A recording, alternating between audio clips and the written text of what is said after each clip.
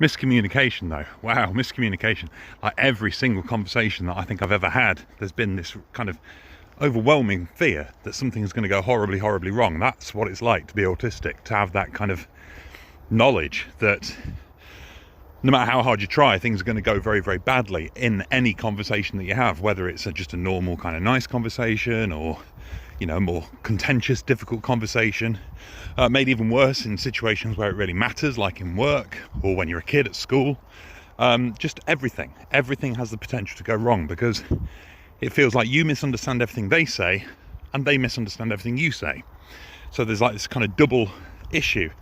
And it means that you approach every conversation that you have, you know, in adulthood, when you've kind of lived with the trauma of that for your whole life, with this feeling that any moment now a kind of bomb's going to go off and something really bad is going to happen.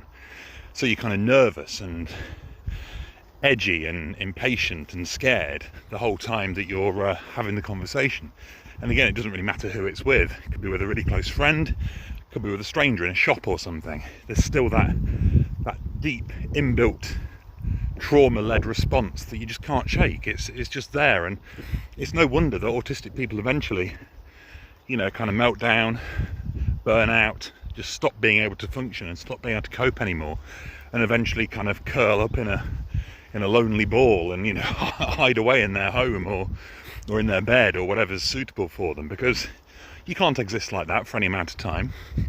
So what has to happen is, you know, in those early days, you know, when you're at school in particular, there has to be more of an understanding that this happens, that this is a risk, that, you know, these miscommunications will be happening for all the autistic students that you work with, that you teach, that you know, and put things in place to try and mitigate them, or to, even better, cancel those bad communications out with more positive ones.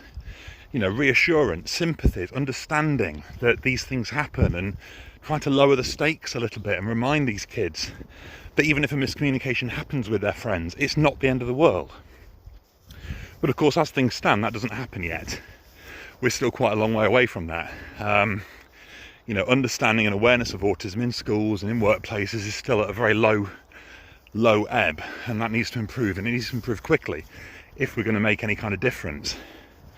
So yeah, bear that in mind whenever you're dealing with an autistic person, adult, child, whatever, that they've got this history behind them of conversations that have gone terribly wrong, that have traumatized them, and they're always expecting it to happen again. Okay, and the sad thing is it probably will happen again.